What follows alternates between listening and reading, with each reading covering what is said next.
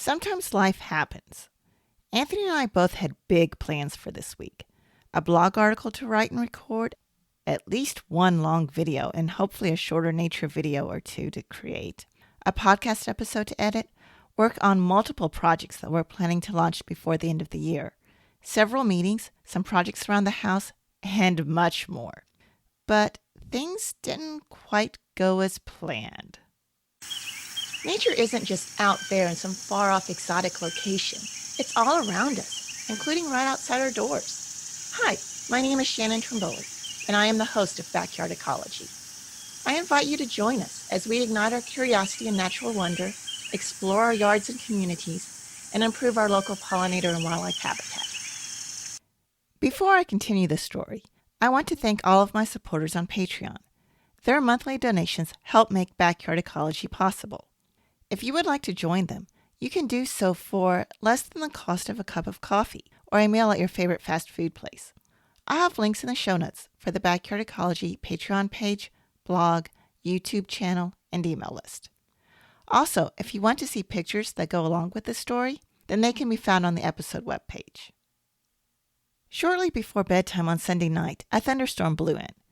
Neither of us paid it much attention. As we crawled into bed, the wind picked up and we could hear what sounded like possibly hail starting to hit the house. A quick check of the weather indicated that we were under a severe thunderstorm watch and warning for the next hour or so, but nothing more severe than that. We were tired and had big plans for the next day, so we went to bed and didn't worry about it. Sometime relatively early in the night, I became aware that the ceiling fan wasn't running anymore. I think it was still raining then, but I'm not sure. I could hear the creek roaring, but that wasn't surprising. Our creek always rises quickly when we get a heavy rainfall, and it'll roar for a bit, but then go down just as quickly.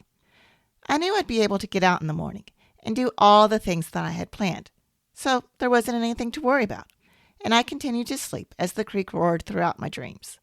Nothing about the sounds outside were weird enough for me to fully wake up. My first indication that the storm might not have been just a normal summer thunderstorm came as I woke up on Monday morning. The ceiling fan still wasn't on. The power had been out all night. Our power never stays out for long. Up until this past March, when a windstorm knocked out power to most of the region, we'd never lost power for more than a few hours. However, I still wasn't too concerned because I could hear chainsaws working up the road from us. I figured that it wouldn't be too much longer. Maybe the crews just needed daylight to safely clear and fix the lines. I'm always amazed by the stormy conditions in which the electric crews work, and I'm thankful for what they do to restore power when it goes out. I certainly couldn't get upset if they felt like waiting until daylight and calm weather was the safest bet for clearing and fixing a line. As I got out of bed and looked out the window, I received my second clue that the storm wasn't as normal as we'd thought. In the side yard, along the edge of the woods, there was a tall stump with a jagged top where a black locust tree had been the night before. The top of the tree was sitting on top of a nearby redbud. The wind Sunday night must have been stronger than we thought. In addition to the locust tree, several other trees throughout our woods were blown down or their tops were blown off. We're planning to open our woods up so we can get more light to the ground and more things growing, but this was not how we planned to do it. We wanted to pick the trees we cut down and bring them down in a controlled manner that didn't leave a bunch of widowmakers hanging in nearby trees. However, the real story from Sunday night's storm was the water. A low field that always floods to some degree looked like you took a giant roller and completely flattened all of the goldenrod, ironweed, and other vegetation that was growing there. In one place, the rushing water practically flattened part of our perimeter fence. In another area, it completely washed away part of an interior fence. The water running across our property must have been absolutely incredible. Even though by morning the water had already gone back down, its aftermath left us completely trapped on our property. Part of the creek bank had caved in overnight and sent multiple trees crashing into the creek in such a way that they fell across the driveway and hung up in a maple tree on the other side. If that wasn't enough, over 1.5 feet of sediment had been deposited in a hump where the driveway crosses the creek in a low water ford. The only way in or out of our property was by foot. Suddenly, our plans for the week had to completely change. It took us 2 days to safely cut away the trees and grade down the hump of sediment that blocked the driveway. Logs and brush piles still line the driveway, and the main part of the trees are still standing in the creek. But we can once again drive in and out of our property. The brush piles, logs, tree trunks in the creek, downed trees in the woods, and everything else can wait a bit. We'll get to it bit by bit.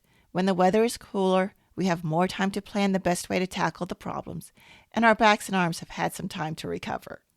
Thankfully, none of the buildings were damaged, and except for some sore arms and backs, we're both okay. Oh, and the power came back on Monday evening. Considering Anthony's favorite tool for cutting trees is an electric chainsaw, that was important for multiple different reasons. We've also decided that a generator would be a good investment given the severity of storms we're starting to get. This wasn't the article that I was planning to write this week.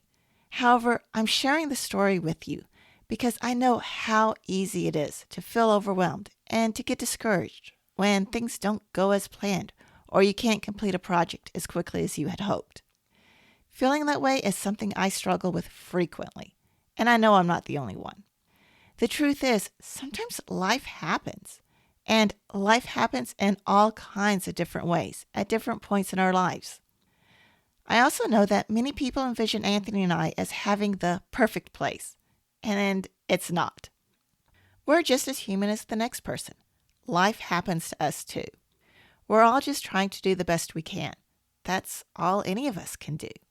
And if that means having logs and brush piles piled up along the driveway because we were too hot, sore, and exhausted to do anything else, then so be it. My hope is that our story of how life happened to us this week can give you a little bit of encouragement, or at least help you feel not quite so alone the next time that life throws a wrench in your plans.